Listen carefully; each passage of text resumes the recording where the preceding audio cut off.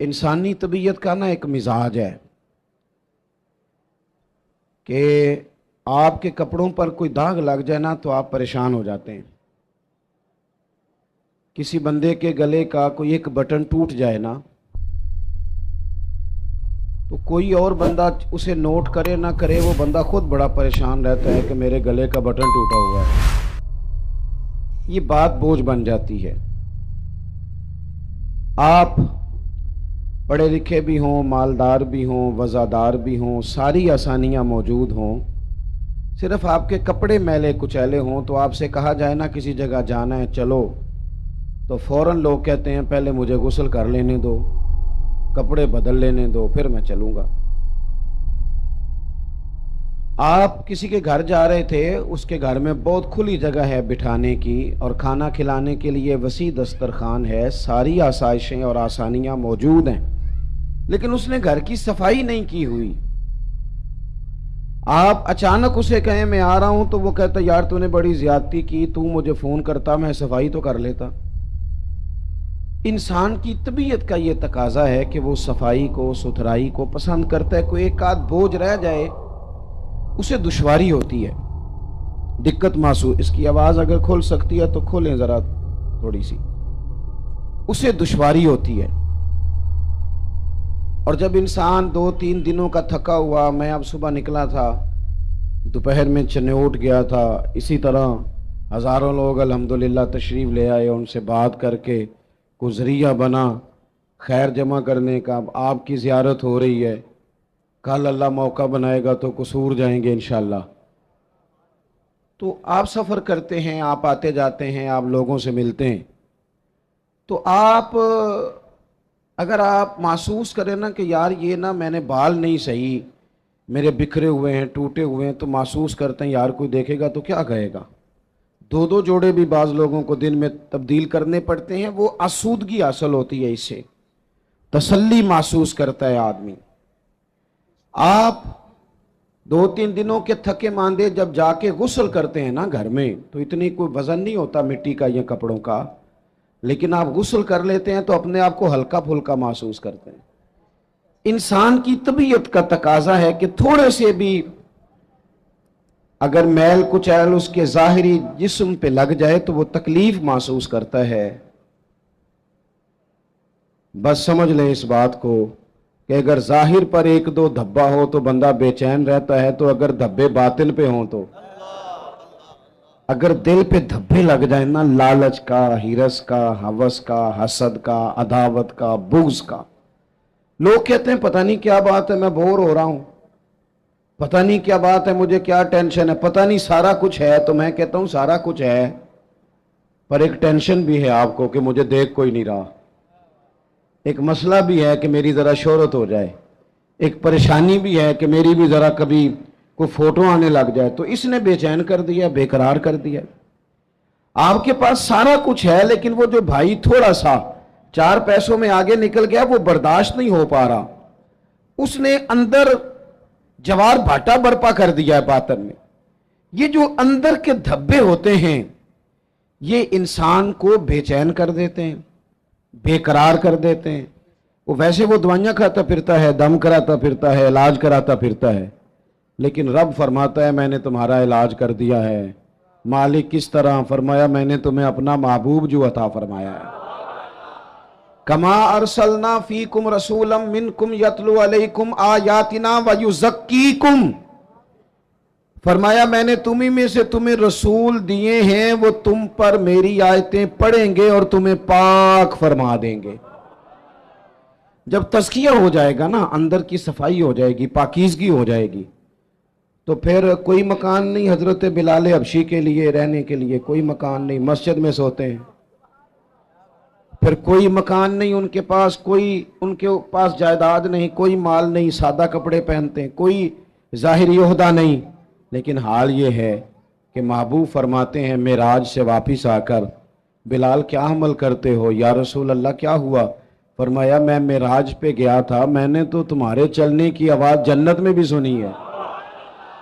جب آپ اندر سے مطمئن ہو جاتے ہیں. 2-3 باتیں آپ کی خدمت میں عرض کرنی ہے. طبیعت جب تک بے لوث نہیں نہ ہوتی، جب تک اخلاص نہیں آتا تب تک اطمینان نہیں ہوتا. یہ جو لالچ ہوتا ہے نا، ہرس ہوس طمع، یہ اتنی بڑی گھٹن ہے کہ اور یہ اتنا بڑا لالچ کا، ہرس اور ہوس کا پیٹ اتنا بڑا ہوتا ہے کہ اس میں سارے خزانے بھی ڈال دیے جائیں تو یہ پیٹ بھرتا نہیں. جب آپ لالچ کے رشتے دنیا میں قائم کر لیتے ہیں، جب آپ کچھ لوگ کچھ دو کی پالیسی کی بنیاد پر جینا چاہتے ہیں، تو پھر زندگی ایک مشین کی طرح گزرتی ہے. پھر انسان انسانوں سے نہیں ملتے، جیبوں سے ملتے ہیں. پھر آج جو حال ہم ارد گرد دیکھ رہے ہیں کہ ایوان اقتدار سے لے کر بچی اور بچے کا رشتہ طے کرنے تک ہر چیز سے پہلے دولت دیکھی جاتی ہے، ہر چیز سے پہلے سرمایہ دیکھا جاتا ہے. کسی جگہ بھی آپ کو بڑا ہونے کے لیے، عزت کرانے کے لیے پہلے یہ بتانا پڑتا ہے کہ میری جیب میں مال کتنا ہے. نبی پاک صلی اللہ تعالی علیہ وسلم نے ہمارا تزکیہ یہ کیا ہے کہ حضور نے ہمیں بے لوث، اخلاص والی، درد والی اور مروت والی زندگی گزارنے کا کہا. حضور علیہ السلام کی مکمل سیرت کو آپ پڑھیں گے نا میرے عزیزوں، تو یک طرفہ نیکی کا کہا حضور نے. یک طرفہ نیکیاں تجارت نہیں ہوتی کہ سامنے والا بھی کرے گا تو میں بھی کروں گا. حضور نے فرمایا نیکی یک طرفہ کرنی ہے. اپنی سیرت میں فرمایا، اپنے عمل سے فرمایا.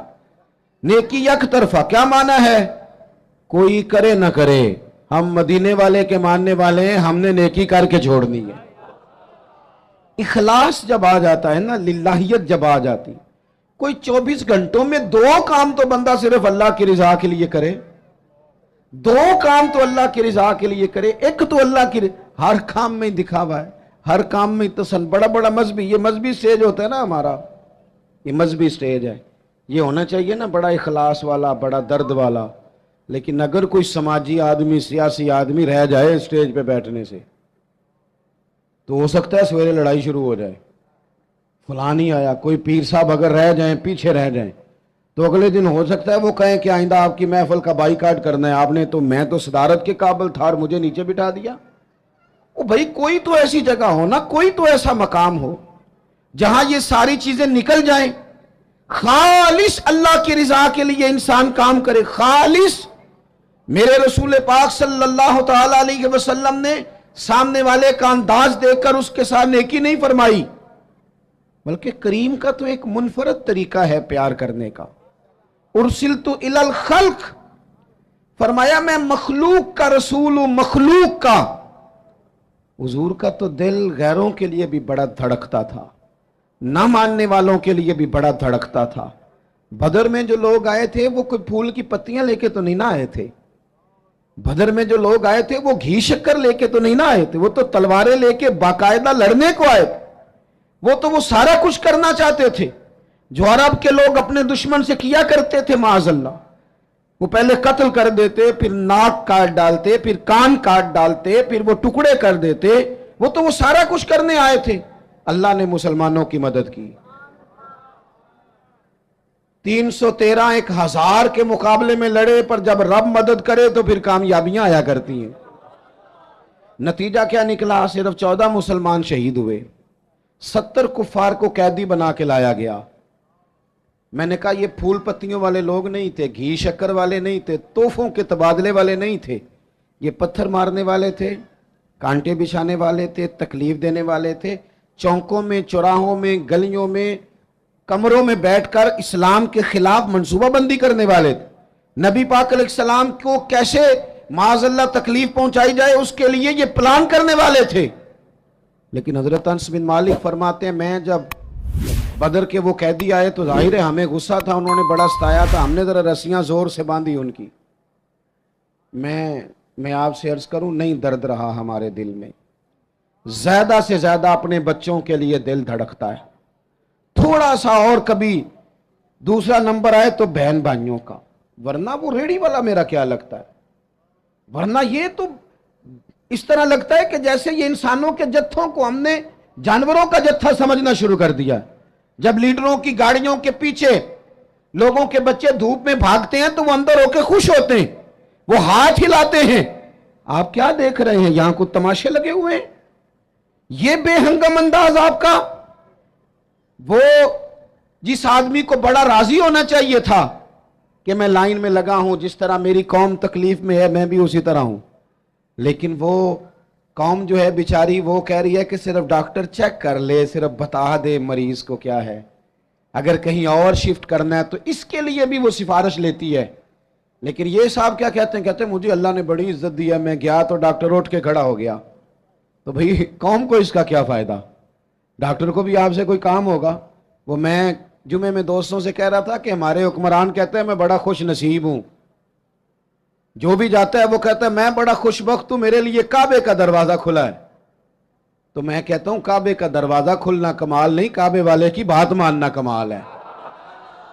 اگر کعبے کے اندر جانا تم نے کمال سمجھا ہے، وہاں تو 360 بت بھی بڑی دیر رہے ہیں، وہاں جانا تم نے کمال سمجھ لیا۔ یہ دیکھو کعبے والے کی بات مانی ہے، اور جو تمہیں کعبے کا دروازہ کھول کے دیتے ہیں ان سے کہو چلو ہمارے بے گناہ قیدیوں کے لیے جیل کے دروازے ہی کھول دو، جو بے گناہ ہیں ان کو ہی چھوڑ دو۔ لیکن ہم نے بات ٹھیک ہے، اور پیر صاحب بھی کہتے ہیں میں جناب گیا تو بینک والا اٹھ کے کھڑا ہو گیا۔ بھئی یہ کیا بات ہوئی؟ آپ بھی نہیں لائن میں لگنا پسند کرتے؟ آپ کو بھی نہیں اس بات کا خیال آیا کہ کتنے لوگ دھوپ میں جل رہے ہیں اور میں آیا ہوں اور میں نکل گیا ہوں؟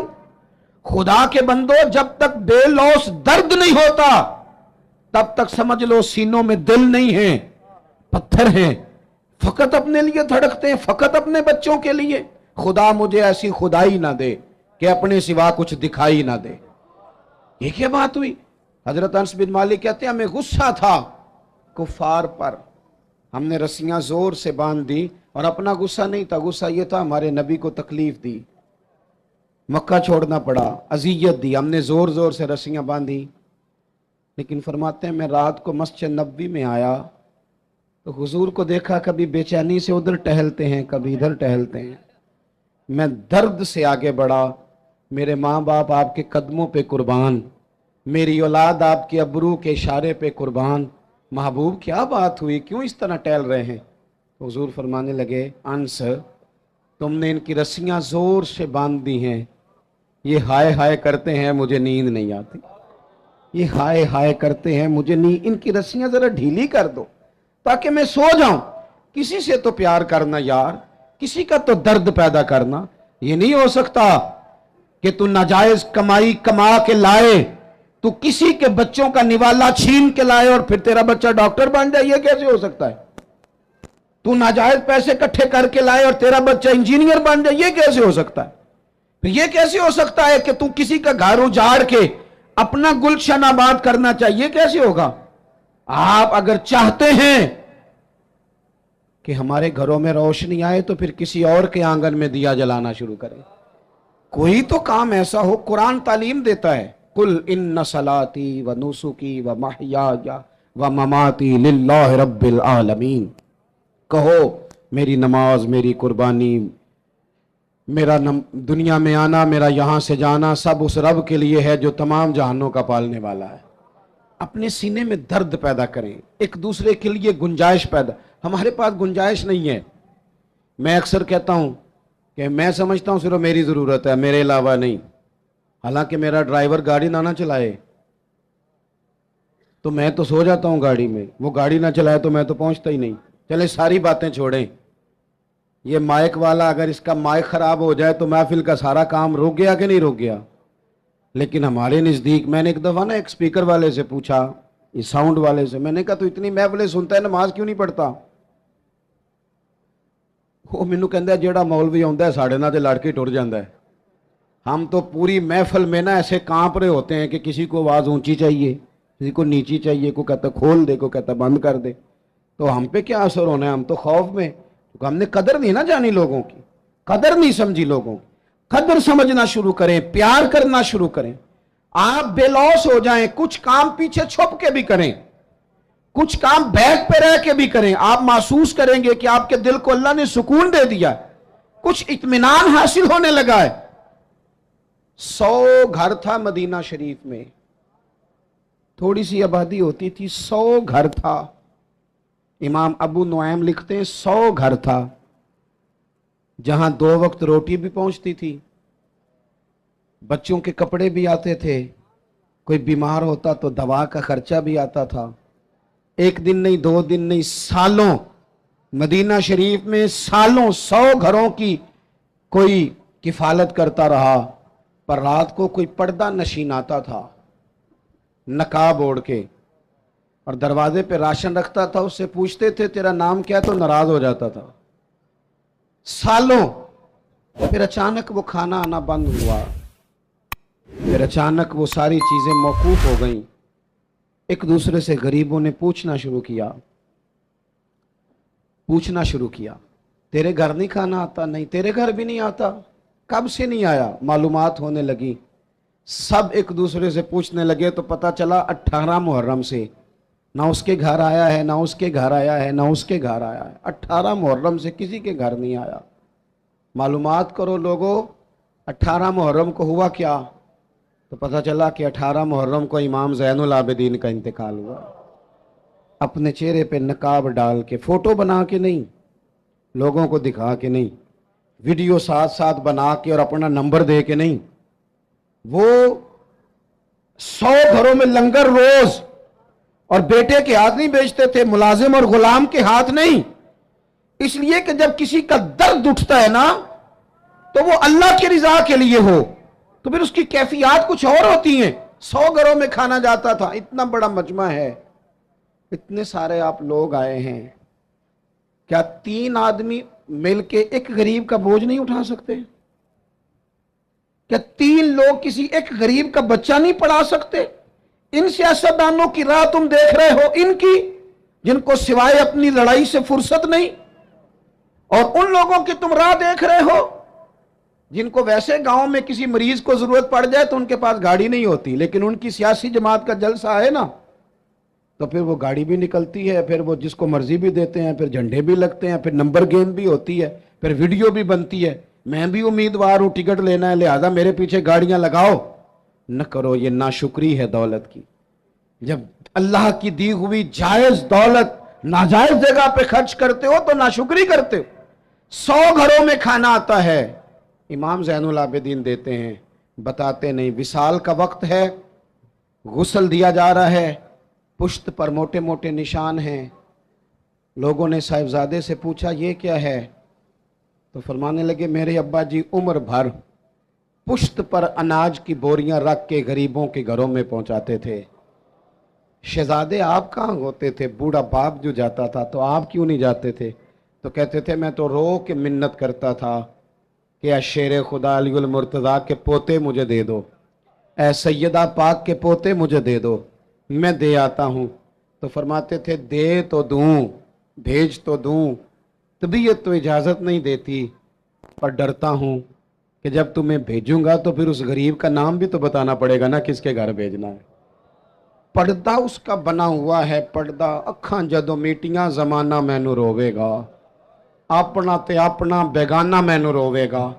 जदों ना मैं दिसिया मैं खारा नू मैखाने विच, तुसी वेखना जाम टुट जाणगे ते मैखाना मैनू रोवेगा। कई लुक लुक रोणगे ते कई बुक बुक रोणगे। गलियां दा याना ते सियाना मैनू रोवेगा। ओ भाइयों, जब आप बेलौस हो जाते हैं, जब आप प्यार करते हैं, जब आप थोड़े पर भी किसी से मोहब्बत करने लगते हैं, अल्लाह आपके दिल को करार देता है, आप सुकून। देखो ना,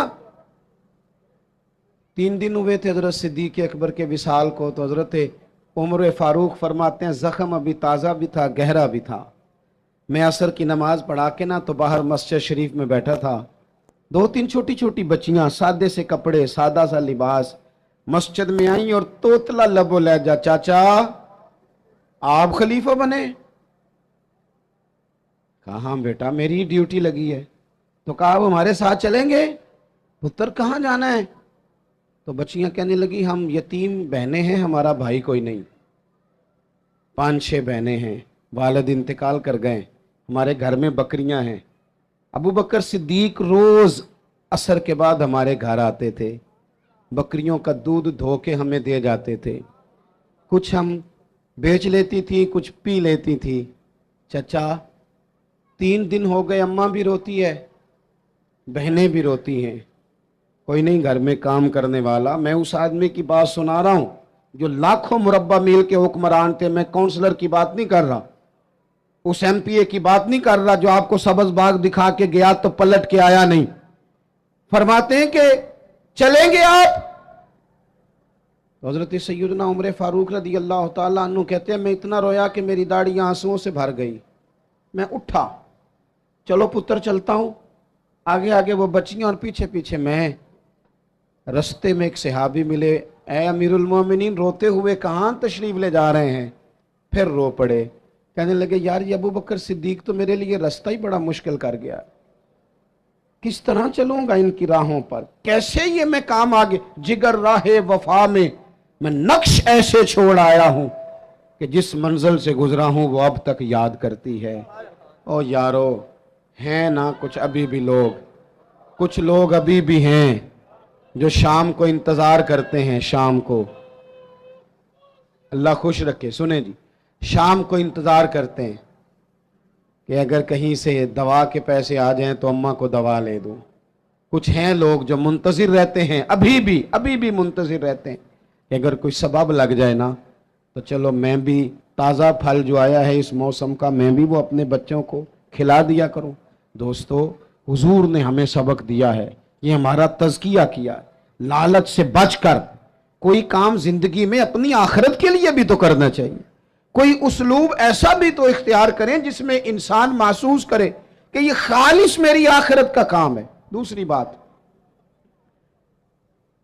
جب تک ہم سب اپنے آپ کو قانون کے حوالے کرنا پسند نہیں کرتے اتنی دیر تک تزکیہ نہیں ہوتا۔ ایک طبقہ ایسا آ گیا ہے کہ جو سمجھتا ہے کہ یہ قانون کسی اور کے لیے ہے، میرے لیے نہیں۔ جب تک انسان اپنے آپ کو پیش نہیں کرتا، توجہ ہے میری بات پر آپ کی؟ میری بات پر توجہ ہے آپ کی؟ آپ کی کوئی سیاسی جماعت، کوئی الا ماشاءاللہ جو اس وقت کام کر رہی ہیں، جو بڑی بڑی پارٹیاں بنی ہوئی ہیں، ان میں سے کوئی ایک سیاسی جماعت کا کوئی ایک کارکن بھی کہتا ہے کہ میرے لیڈر سے فلانی غلطی ہو گئی ہے؟ بول کے بتائیں، کیوں؟ یہ فرشتے ہیں؟ یہ اپنے آپ کو قانون کے حوالے کیوں نہیں کرتے؟ وہ کوئی بھی ہو، کسی جماعت کا بھی ہو۔ جب یہ 3-4 سال پہلے حکومت آئی تھی تو ایک صاحب میرے پاس بڑے دوڑے آئے، کہنے لگے تبدیلی آ گئی ہے ملک میں۔ میں نے کہا نمبر پلیٹیں بدلنے سے تو تبدیلی نہیں نہ آتی، انجن تو سارا وہی ہے، بندے وہی ہیں، وہ صرف جماعتوں کا لیبل بدل کے آ جاتے ہیں۔ کیا بات کرتے ہیں آپ؟ اس طرح بھی کبھی ہوتا ہے؟ انہیں جی اب آ جائے گی، تو میں نے کہا یہ نہیں آئے گی، اس لیے کہ وضو کرنے کے لیے نرا پانی ہونا شرط نہیں، پاک پانی ہونا شرط ہے۔ وضو صاف پانی سے ہوتا ہے، اس طرح کے پانیوں سے نہیں ہوتا۔ بہرحال آمدام برسر مطلب، میں جو بات آپ کے سامنے عرض کرنا چاہتا ہوں اس پر آپ غور فرمائیں گے کہ قانون سے بالا تر اپنے آپ کو نہ سمجھا جائے۔ ہم سے اگر کبھی کوئی کمزوری ہو جاتی ہے، کسی مقام پر ہم کوئی غلطی کر بیٹھتے ہیں، اس کا اعتراف کر لینا، اس کو مان جانا، اس کو تسلیم کرنا سیکھیں۔ ہمارے گھروں کے اندر جنگ لگی ہوئی ہے اس لیے کہ ساس کہتی ہے میں تو غلطی کر ہی نہیں سکتی، اور اگر لوگ ہمارے ہاں غلطی کا اعتراف کرتے بھی ہیں تو اتنا جارحانہ ہوتا ہے کہ وہ لگتا ہے غلطی نہیں، وہ تو ڈنڈا چل رہا ہے۔ بہو کہتی ہے اماں کی ساری غلطیاں میں تو کر ہی نہیں سکتی۔ اپنے آپ کو تسلیم کے کٹہرے میں لائیں، ماننا سیکھیں۔ اگر کسی جگہ آپ محسوس کرتے ہیں نا کہ یہاں میں بھی بھول گیا تھا تو مان لیں۔ بڑے بڑے لوگ مان جایا کرتے تھے، بڑے بڑے لوگ تھے جو رجوع کر لیتے تھے۔ تسلیم کرنے کا، مان لینے کا مزاج بنائیں۔ آپ کی جرت ہے آپ کسی بڑے آدمی کو، طاقتور کو کہہ سکیں کہ تو مان جا، تیرے اندر یہ کمزوری ہے؟ کوئی مانتا ہے؟ ہم مانتے ہیں؟ ہاں نہ تو کرو نا۔ غلطیاں کرتے ہیں کہ نہیں؟ مانتے ہیں پھر؟ میں نا ایک دفعہ اپنے علاقے میں موٹر سائیکل پہ ایک دوست کے پیچھے بیٹھا ہوا تھا، تو روڈ کے اوپر ہی نا ایک صاحب نے دوسرے کو ٹکر مار دی موٹر سائیکل کی۔ اب وہ غلط ٹکر ماری ہے، اس سے غلطی ہو گئی، تو ٹکر اس کو لگ گئی، وہ بندہ گر گیا۔ تو اب وہ گرنے والا اٹھا تو جس نے ٹکر ماری تھی نا وہ اس پہ چڑھائی کر گیا، کہنے لگا کب سے میں ہارن بجا رہا ہوں، کب سے میں اشارے دے رہا ہوں، کب سے لائٹیں دے رہا ہوں، دیکھا نہیں جاتا، چلا نہیں جاتا۔ اب وہ بندہ گرا بھی تھا، تکلیف بھی ہوئی تھی، اور جس کی غلطی تھی وہ پریشر بھی ڈال رہا ہے۔ تھوڑی دیر کے بعد وہ رخصت ہو گیا، میں جب تک قریب چلا گیا، چند سیکنڈ لگے، وہ بندہ بیچارہ گرا تھا، اٹھ کے چلا گیا۔ میں نے قریب جا کے وہ ٹکر مارنے والے سے کہا، میں نے کہا غلطی بھی تیری تھی، میں دیکھ رہا ہوں پیچھے پیچھے ہم بھی آ رہے ہیں، اور چڑھائی بھی تو کر گیا ہے۔ تو یہ تربیت ہے آج کل جو قوموں کی اور نوجوانوں کی ہو رہی ہے۔ وہ کیا کہتا ہے؟ وہ کہتے ہیں پیر صاحب تسی بھی تکدے سو پہ؟ میں نے کہا پیچھے ہی تھا۔ کہنے لگے گل تو اڈی ٹھیک ہے، غلطی میری سی، پر جے میں نہ چڑھائی کرتا تھے انہیں کر جانی سی۔ یہ مزاج ہے، یہ ہنسنے والی نہیں تو رونے والی بات ہے۔ جب قوموں کی تربیت اس طرح کی ہونا کہ ماننا نہیں، چڑھائی کرنی ہے، غلط بھی ہے تو چڑھائی کرنی ہے، جھوٹے بھی ہیں تو چڑھائی کرنی، دھونس اور دھاندلی کے ساتھ، روب کے ساتھ بات منوانی، پھر قوموں کی تربیت نہیں ہوتی۔ رسول پاک صلی اللہ تعالی علیہ وآلہ وسلم نے اپنے صحابہ کو جو مزاج دیا ہے، سکون کس چیز میں ہے؟ کہ انسان اپنے آپ کو پیش کر دے۔ پتہ ہے کیمرے لگانوں سے جرم نہیں ختم ہوتے، اگر کوئی جرم سے آشنا ہو جائے نا، میں نے کرنا نہیں، پھر ختم ہوتا ہے۔ میں آپ کو ایک مثال دیتا ہوں، اگر آپ کی سمجھ میں بات آ جائے تو۔ گوشت کسی نے آپ کو کھانے کو دیا اور آپ کھا رہے تھے، 2-4 لقمے آپ نے کھائے، بڑا مزہ آیا، پھر کسی نے نا بڑا مزہ آیا، لذیذ لگا آپ کو کھانا، پھر کسی نے کان میں کہہ دیا یہ صدقے کا ہے۔ میری طرف دیکھو، منہ میں ذائقہ بدل جاتا ہے کہ نہیں؟ کیا ہوا ہے؟ مسالے بدل گئے؟ چلیں اس سے بھی آگے کی بات کرتے ہیں۔ کسی نے آپ کے کان میں کہہ دیا کہ یہ تو جانور بیمار تھا، یہاں ذبح ہی نہیں ہوا تھا، حرام کھا رہے ہیں آپ، تو الٹیاں شروع ہو جاتی ہیں کہ نہیں؟ بولیں کیوں؟ اس لیے کہ آپ کا ذہن بن گیا ہے کہ حرام میرے لیے ٹھیک ہے، پر شرط ہے نا، میرا گوشت ہی حرام ہو تو الٹی نہیں آنی چاہیے، 50 لاکھ بھی حرام آئے تو پھر بھی الٹی آنی چاہیے۔ ہم نے نا کچھ چیزوں کے لیے اپنا ذہن بنایا ہے کہ حرام کھانا نہیں، تو اگر حرام، وہ ایک دوست ہمارے بات سنانے لگے، کہنے لگے ایک آدمی کو نا ایک مہنگا سا جوتا پڑا ہوا گلی میں مل گیا، پر 1 پاؤں ملا، تو وہ ڈھونڈنے لگ گیا کس کا ہے، کس کا ہے، کس کا ہے، کس کا ہے، ڈھونڈنے لگ گیا۔ تھوڑی دیر آگے جا کے نا تو دوسرا پیر بھی مل گیا، پر اس نے بندہ ڈھونڈنا بند کر دیا، پھر وہ گھر لے آیا، اب پورا ہو گیا نا۔ اس طرح کا تقوی نہیں، آپ وہ شریعت کے ہر حرام کو حرام سمجھیں، شریعت کے ہر حرام کو۔ وہ ہم نے 2-4 مسئلے اپنی مرضی کے یاد کیے ہوئے ہیں۔ ہر مرد کو یہ مسئلہ آتا ہے کہ 4 شادیاں جائز ہیں، آتا ہے نا، اور بھی تو بڑا کچھ جائز ہے نا، لیکن اس طرف کیوں نہیں توجہ؟ قرآن مجید کہتا ہے فَتُؤْمِنُونَ بِبَعْضِ الْكِتَابِ وَتَكْفُرُونَ بِبَعْضٍ، کتاب کے بعض حصے کو مانتے ہو، بعض کا انکار کرتے ہو۔ دل میں غلطی کے لیے نفرت پیدا کریں کہ میں نے غلطی نہیں کرنی، اپنی طبیعت کے اندر یہ بات ہو کہ یہ گناہ ہے۔ اول تو صحابہ سے خطا ہوتی نہیں، معصوم نہیں ہم انہیں کہتے ہیں، محفوظ کہتے ہیں، لیکن اگر کبھی کوئی ایسا واقعہ ہوتا بھی تھا تو وہ ہماری تعلیم کے لیے، ہماری تعلیم کے لیے۔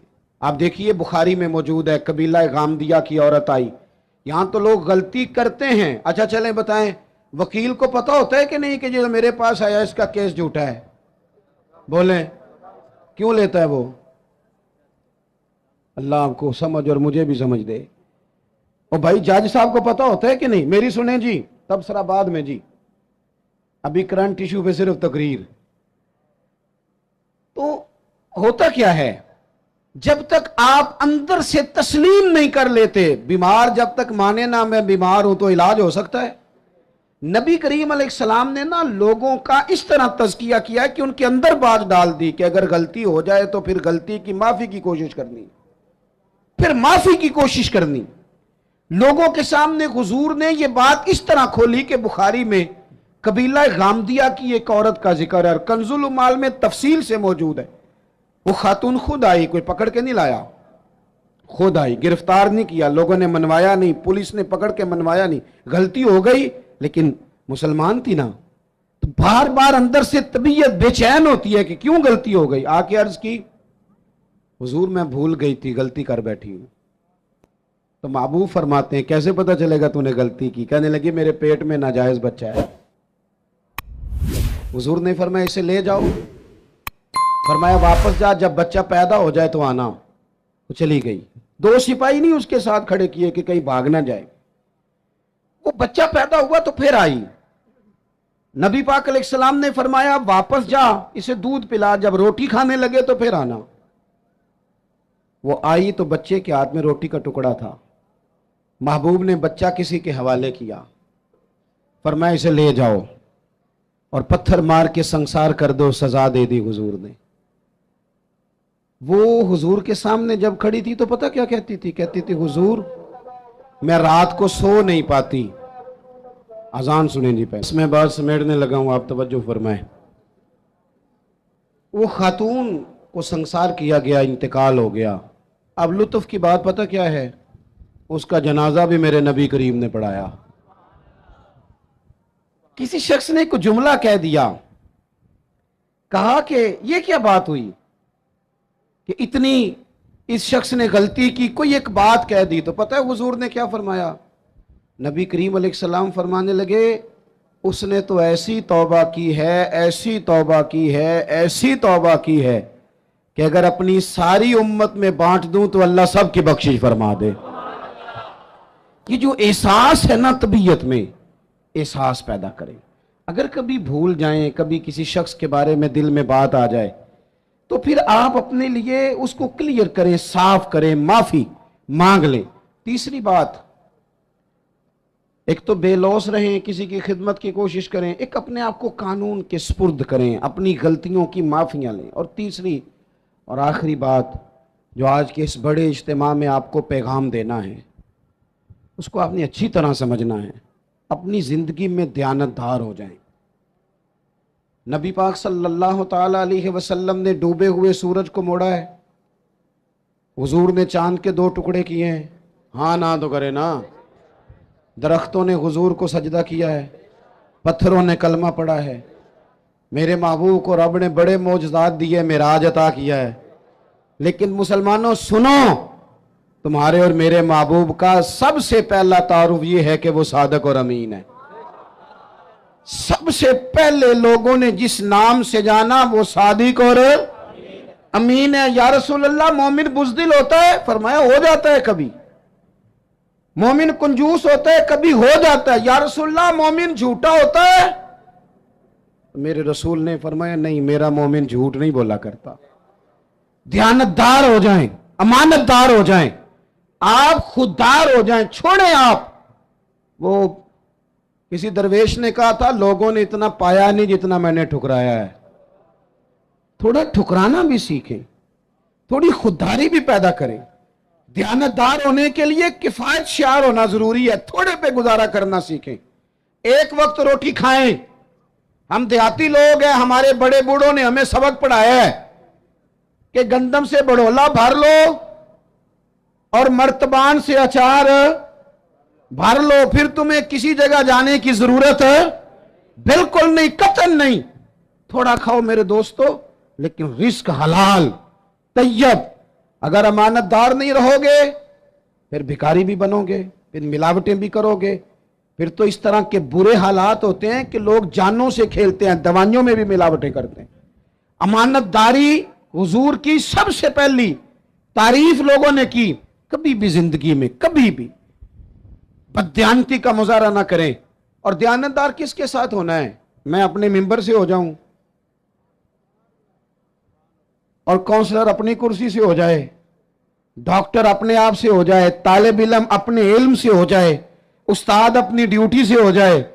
استاد کا احترام بڑا ضروری ہے، پر استاد کو اجازت نہیں کہ کلاسیں کھیل رہی ہوں اور استاد سموسے منگا کے کھا رہے ہوں۔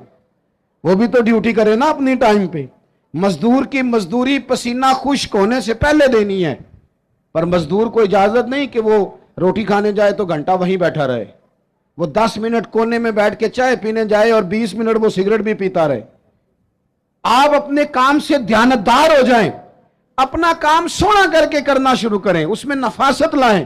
مجھے بتائیں، اگر کپڑا بنانے والا صحیح بنائے، باقی کے کام نہ دیکھے، اپنا دیکھے، بنانے والا صحیح بنائے اور سینے والا وہ صرف بیٹے بیٹھ جاؤ، وہ پتر بیٹھ جاؤ، نیچے بیٹھو۔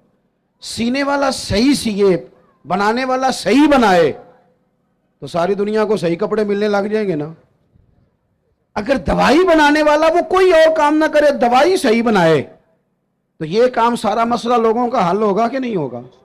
ہم نہ دوسروں کے کاموں پہ نظر رکھتے ہیں، فلانا ٹھیک نہیں چل رہا، اسے چھوڑیں، آپ ٹھیک چل رہے ہیں، چھوڑیں اسے، آپ ٹھیک ہیں، آپ صحیح چل رہے ہیں، آپ کے معاملات بہتر ہیں۔ میں آپ کو ذاتی طور پہ بتاتا ہوں، میرے قریب والے دوست جانتے ہیں، کبھی زندگی میں کوئی کام خراب ہو جائے، کوئی پلان کیا تھا اس میں کوئی کمزوری رہ جائے تو میں کہتا ہوں پہلے مجھے اپنی غلطیاں ڈھونڈ لینے دو، میں نے کہاں کہاں سستی کی، مجھ سے کہاں کہاں غفلت ہوئی، کہاں کہاں میں نے توجہ نہیں کی۔ تھوڑا سا نا، حضرت موسیٰ علیہ السلام کو حکم ہوا اللہ کی طرف سے کہ بستی میں جو سب سے نیک بندہ اسے ڈھونڈ کے لائے۔ اب جسے حضرت موسیٰ نیک کہیں گے وہ کتنا کو نیک ہوگا؟ ایک بندہ ڈھونڈ کے پیش کیا، مکتوبات 2 صدی میں یہ بات لکھی ہے صوفیاء نے، ڈھونڈ کے پیش کیا تو کمال کی یہ سب سے نیک ہے۔ اب حکم ہوا کہ اس بندے سے کہیں جو سب سے برا ہے وہ ڈھونڈ کے لائے۔ میری اور آپ کی ڈیوٹی لگتی نا برا بندہ ڈھونڈنے کی، تو ہم نے خود ہی نیک بچنا تھا، باقی سارے کرپٹ نکل آنے تھے۔ اس سے کو برا بندہ ڈھونڈے، اب اس سے کہا جناب آپ ڈھونڈ کے لائیں، ہاتھ باندھ دیے، کہا حضور میرے سے یہ کام تو ہو ہی نہیں سکتا، میں نہیں کر سکتا۔ کہا آپ نہیں کرنا ہے، حضرت موسیٰ حکم دیتے ہیں۔ وہ نیک آدمی نے کہا پھر مجھے 3 دن کی مہلت دیں۔ 3 دنوں کی مہلت ملی۔ 3 دنوں کے بعد مقررہ وقت پر بندہ ڈھونڈ کے لانا تھا جو سب سے بد ہے، معاذ اللہ۔ کس کو ڈھونڈ کے لائے؟ اپنے گلے میں رسی ڈالی، اپنے گلے روتے تڑپتے لا کے رسی حضرت کلیم کے دست مبارک میں دے کے کہا حضور کچھ لوگوں کے گناہ میں نے دیکھے تھے، شک تھا کہ انہوں نے کیے ہوں گے، پر وہ میرا شک تھا، لوگوں کی غلطیوں کا صرف شک تھا، پر جو میری ہیں وہ تو پکی ہیں، لہٰذا مجھ سے کوئی نہیں برا۔ رب کریم نے فرمایا میرے کلیم اسے بتاؤ کہ تیرا جو رب کی بارگاہ میں مقام بنا ہے وہ اسی عاجزی کی برکت سے تو بنا ہے۔ دوستو، اللہ تعالیٰ نے قرآن مجید میں فرمایا ہے کہ افحسبتم انما خلقناکم عبثا وانکم الینا لا ترجعون، فرمایا کیا تم سمجھتے ہو کہ ہم نے تمہیں بیکار پیدا کیا، اور کیا تم سمجھتے ہو تمہیں لوٹ کر ہماری طرف آنا نہیں؟ اللہ کریم نے اس کائنات کو بہت ساری حکمتوں کے تقاضوں کے تحت تخلیق فرمایا ہے۔ دنیا میں جس شخص کو بھی اللہ تبارک و تعالیٰ نے زندگی عطا فرمائی ہے وہ اللہ تبارک و تعالیٰ کی قدرت کا شاہکار ہے۔ ہمارے ہاں یہ ہوتا ہے کہ ہم پہلے تو یہ پہچان ہی نہیں پاتے کہ اللہ تعالیٰ نے ہمیں کتنی خوبیوں، کتنی صلاحیتوں کے ساتھ نوازا ہے، پہچان نہیں پاتے، غور نہیں کرتے۔ لَقَدْ خَلَقْنَا الْإِنسَانَ فِي أَحْسَنِ تَقْوِيمٍ، اللہ نے بڑی بہترین ساخت پر خوبصورت ترین انسان پیدا کیے، لوگوں کو صلاحیتیں دی اللہ تعالیٰ نے۔ جو آدمی اپنی چالاکی کے ساتھ، تیزی کے ساتھ اور اپنی گفتگو کے فن کے ساتھ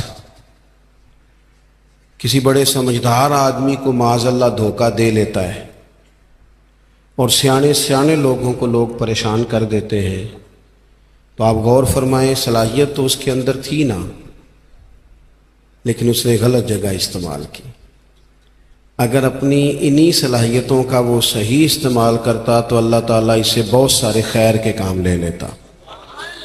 پہلے تو ہم پہچانتے نہیں، غور نہیں کرتے۔ وہ جو کہا گیا تھا نا من عرف نفسہ فقد عرف ربہ، کہ جو اپنے آپ کو پہچان گیا وہی تو اللہ تعالیٰ کو پہچان گیا۔ اپنی صلاحیت پر غور کیا جائے کہ ہم کیا کر سکتے، کون سی خدمت ہے جو اللہ تبارک و تعالیٰ اپنا فضل کرے تو ہم وہ سر انجام دے سکتے۔ وہ کوئی بھی ہو، ایک بی بی مسجد نبوی شریف میں جھاڑو دیتی تھی، اس کا انتقال ہو گیا، صحابہ نے حضور کی تکلیف کے پیش نظر اطلاع نہ دی کہ محبوب کو تکلیف دینا مناسب نہیں، دفن کر دیا۔ صبح محبوب نے قبر پہ کھڑے ہو کے فرمایا صفیں بناؤ، میں دوبارہ جنازہ پڑھاؤں گا۔ کوئی کام تو کیا نا زندگی میں، کوئی ڈیوٹی تو کی نا۔ ایک تو ہم اپنی صلاحیت کو دیکھو، کسی نے کہا تھا کہ میں کسی شخص سے بیزار نہیں ہو سکتا کیونکہ ایک ذرہ بھی تو بیکار نہیں ہو سکتا۔ ایک تو اپنے آپ کو بیکار نہ سمجھے۔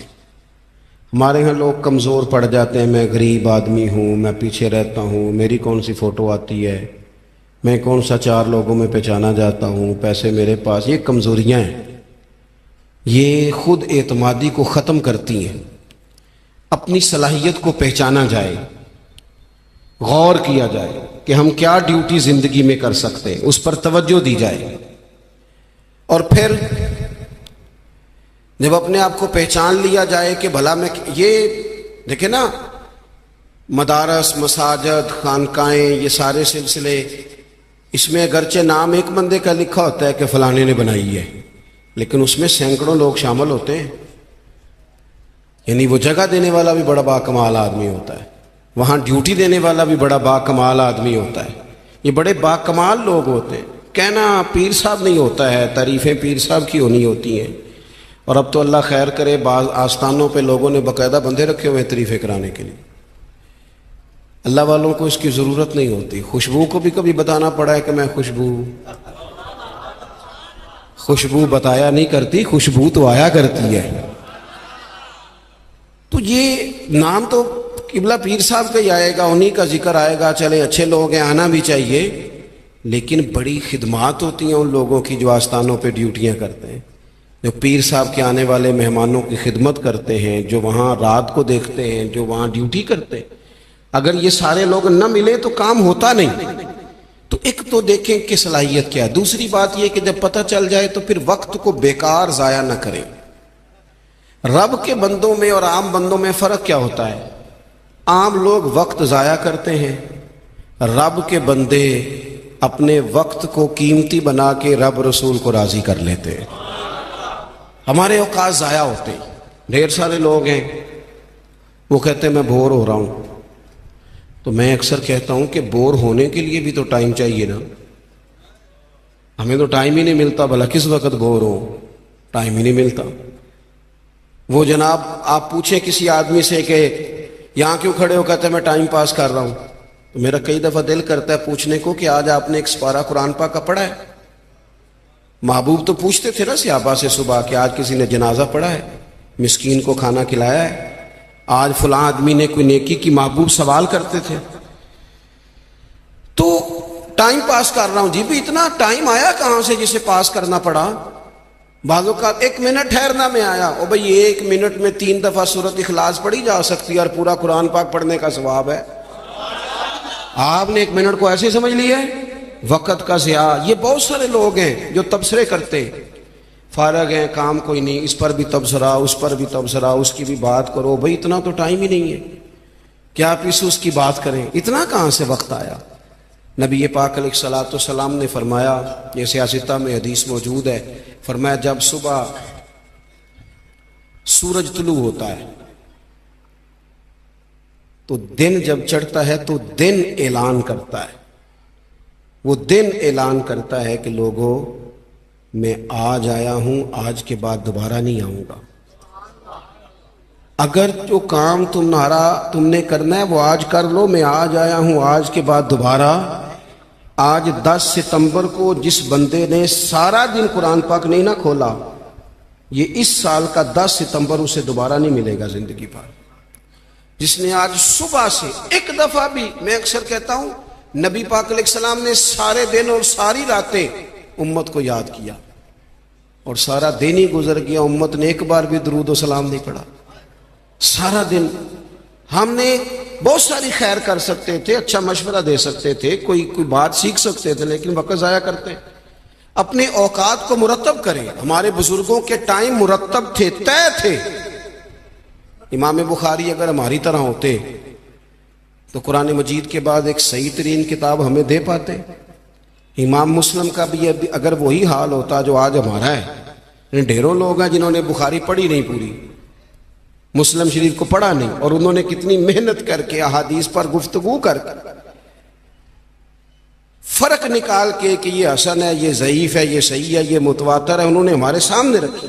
اعلیٰ حضرت فاضل بریلوی نے 1000 کتاب لکھی ہے۔ کتنی؟ اور کتاب ایسی نہیں کہ وہ مطلب کانٹ چھانٹ کے کتاب بنا لی ہو، وہ جس سمت آ گئے ہیں سکے بٹھا دیے ہیں۔ کام ان لوگوں کا مرتب تھا، ان کے وقت میں برکت تھی۔ حضرت عمر بن عبدالعزیز رحمۃ اللہ علیہ سے ایک دن ان کے خادم سے آپ نے کوئی کام کہا تو کہنے لگا حضور یہ کام کل کر لیں گے، تو آپ فرمانے لگے یہ کام اگر کل کریں گے تو جو کام کل کرنے ہیں وہ کب کریں گے؟ ہمارے ڈھیر سارے لوگ ہیں جنہوں نے ابھی تک طے ہی نہیں کیا، آپ نماز نہیں پڑھتے، کہتے ہیں بس میں حج کا رہا ہوں شروع کرنی ہے، تو اگر حج پہ نہ جا سکے خدا نخواستہ اللہ معاف کرے تو پھر نماز پڑھنی نہیں ساری عمر۔ میں وہ بچوں کی شادی کر لوں پھر میں ٹھیک ہی ہوں، تو اگر ایسا وقت آیا ہی نہ خدا نہ کرے تو پھر کیا پڑھنی نہیں؟ میں بہت سارے لوگوں سے کہتا ہوں داڑھی شریف رکھ لو، کہتے ہیں میں آج نیک نہیں، تو میں نے کہا داڑھی کی قسم ہی اٹھانی تھی، بس نیک ہونا تو رکھنی ہے، روٹی کی اٹھاؤ نا کہ جب تک نیک نہیں ہونا کھانی نہیں، یہ کرو نا بات، باقی سارے کام چل رہے اور اس پر آپ کسی کو توجہ دلائیں، بلکہ بعض نے چھوٹی رکھی بھی ہوتی ہے، تو میں کہتا ہوں چھوٹی والے کو بھی تو لوگ مولوی کہتے ہیں نا، تو اسے پوری کر، اپنی مرضی کی کیوں رکھتا ہے، رب رسول کی مرضی کی رکھ۔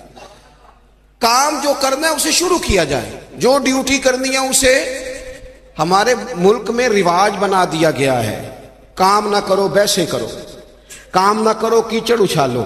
یہ دیکھو نا کتنی تکلیف ہے سیلاب والوں کو، کتنی تکلیف ہے۔ ہمارے وہاں دوست موجود ہیں، اپنی ہمت کے مطابق کام کر رہے ہیں، میں خود بھی وہاں حاضر ہوا تھا۔ اب وہ کہتے ہیں کہ جلدی امراض ہونے لگے، یعنی ایک طرف وہ بندہ ہے جو نخرہ کر رہا ہے کہ یہ روٹی میں نے نہیں کھانی، یہ سالن لے جاؤ، اور دوسری طرف ماں کے کہتی ہے کہ صرف میرے بچے کو زخم ہو گئے ہیں، کیڑے کھڑے ہیں پانی میں، جلدیں پھٹنے لگی ہیں، صرف دوائی چاہیے۔ تو کیا رب کریم نے حساب نہیں لینا؟ چلے مہربانی کرتے، وزیروں نے تو نہیں جانا تھا، پیر ہی ایک ایک دورہ کر آتے، تھوڑی سی توجہ کر لیتے۔ کیا یہ محبوب پاک کو راضی کرنے کا طریقہ نہیں؟ کیا حضور نے فرمایا نہیں جو میری امت سے محبت کی جس نے اسی نے مجھ سے محبت کی؟ کیا فرمایا نہیں جب میری امتی کو تکلیف ہوتی ہے تو مجھے تکلیف ہوتی ہے؟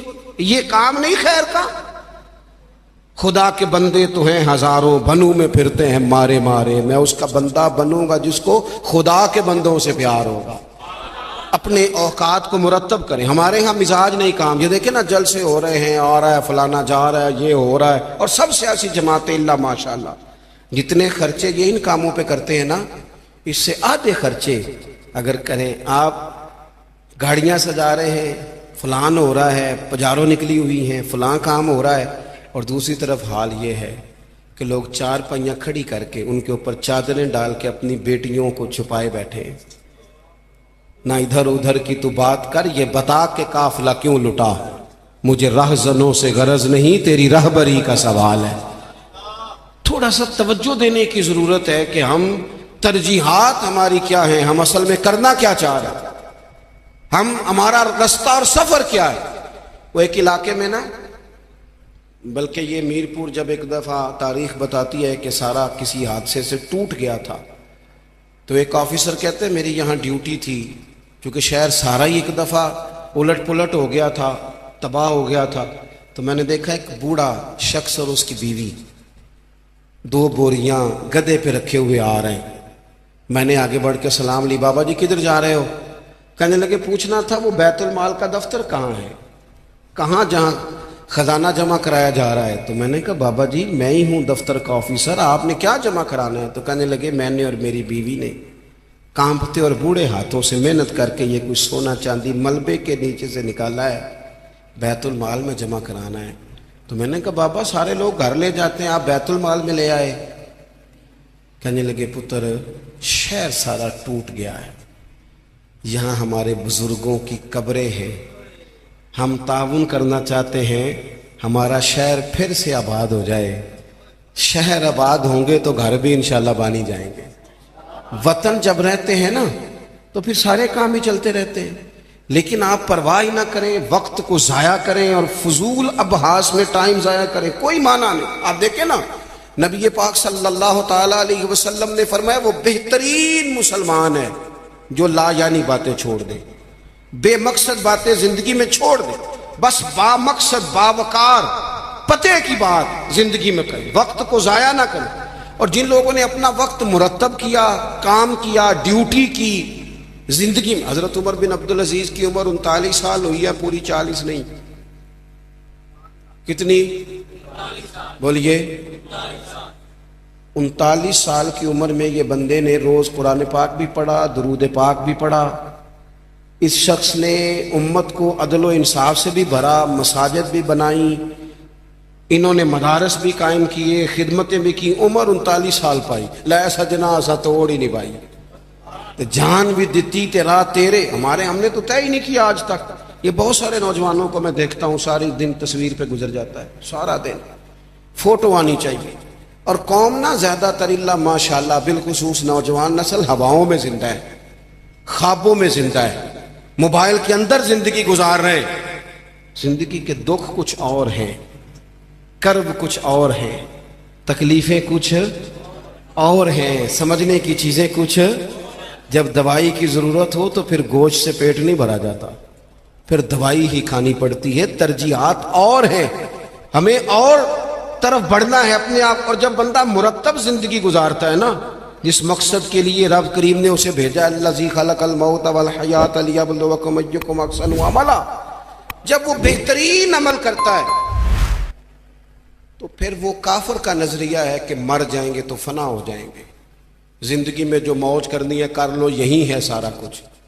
مومن کو تو بتایا گیا ہے کہ تو یہاں قیدی ہے، تیری یہاں زندگی رب چاہی گزار، دنیا میں اللہ رسول کی مرضی پہ چل، قیامت کے دن اللہ تبارک و تعالی جنت میں تجھے ساری نعمتیں عطا فرما دے گا۔ یہ کووڈ-19 کے دن تھے نا، تو مجھے ایک سرکاری ادارے میں مدعو کیا گیا، کہنے لگے جی خوف بڑا ہے لوگوں پہ، کرونا سے ڈرتے ہیں۔ بعض لوگ تو ایسے ہیں جو کسی جگہ ہاتھ، یہ ٹینشن بڑی سوار ہوتی ہے نا۔ ایک صاحب میرے سامنے بیٹھ کے کہنے لگے جی مجھے تو زیادہ لوگ جمع ہو جائیں تو گھٹن ہونے لگ جاتی ہے، تو یہ قبر میں تو میں تو بڑا خوف کھاتا ہوں۔ تو میں نے ان سے کہا قبر کھڈا ہے، گڑھا ہے،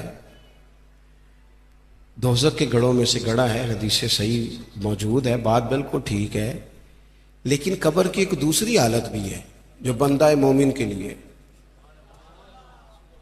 آپ کا جو خیال ہے نا سانس کیسے آئے گی، چاروں جانب سے بند ہے، تو جو رب ماں کے پیٹ میں بندے کو سانس کے لیے موقع دیتا ہے نا، اور اگر کوئی اس سے بھی زیادہ آسان بات سمجھنا چاہے تو انڈا چاروں جانب سے بند ہوتا ہے، سوراخ بھی کوئی نہیں ہوتا، چاروں، میری طرف دیکھیں جی، چاروں جانب سے انڈا بند ہوتا ہے، لیکن جب چوزا نکلتا ہے تو زندہ بھی نکلتا ہے، سانسیں بھی لیتا ہے اور خوبصورت بھی نکلتا ہے۔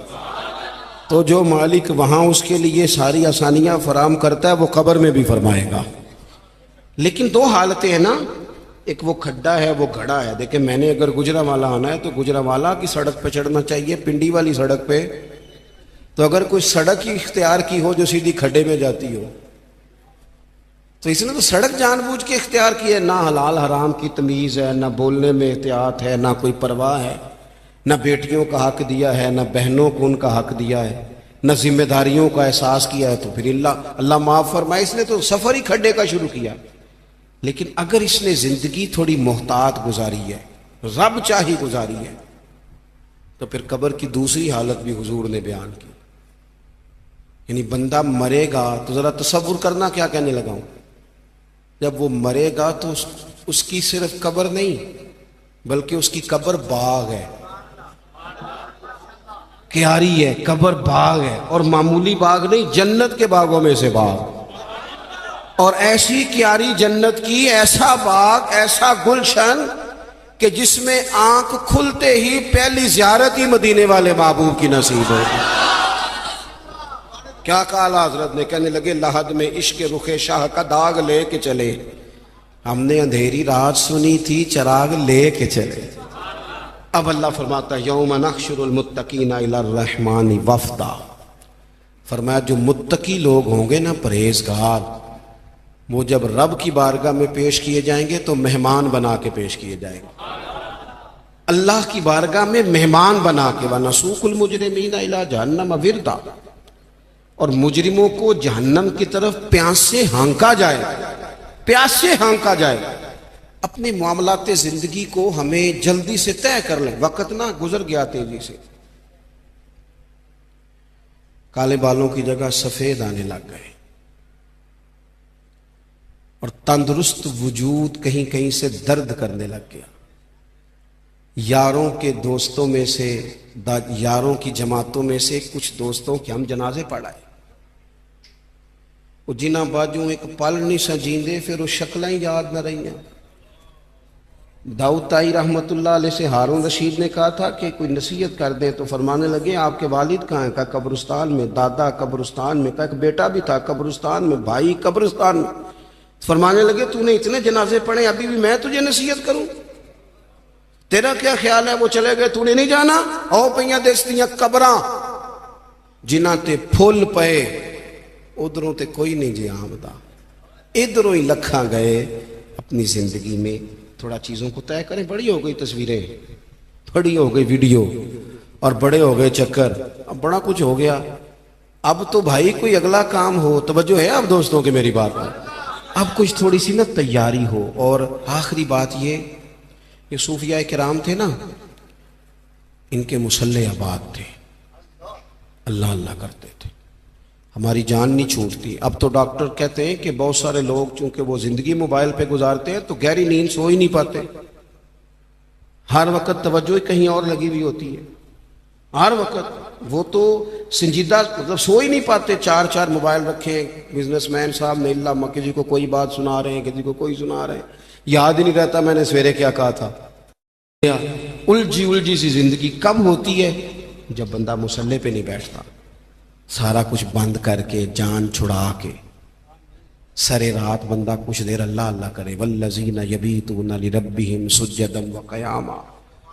کچھ دکھ بندے کے بڑے ذاتی اور نجی ہوتے ہیں، وہ کسی کو نہیں بتائے جا سکتے، چاہتے ہوئے بھی بندہ نہیں بتا سکتا۔ ہمیں شریعت نے دعا سکھائی ہے، جو کسی سے نہیں کہہ سکتے وہ رب رسول سے کہہ دو، کھول کے کہہ دو، کرم بھی ملے گا، عزت بھی ملے گی۔ تو اپنی زندگی کے معاملات کو ترتیب دیں، بالخصوص مصلی، دعائیں، عبادتیں، اللہ سے جڑے کوئی ڈیوٹی زندگی میں کریں، لیکن خدمت کا مزاج بنائیں۔ یہ جو دوڑ دھوپ ہے نا ہماری بلا وجہ کی، اس سے باہر آئیں۔ اللہ کی بارگاہ میں دعا کرتا ہوں اللہ مرحوم بزرگوں کی بخشش فرمائے اور ہم سب کے حال پہ رحمت کی نظر فرمائے۔ آخر دعوانا الحمدللہ۔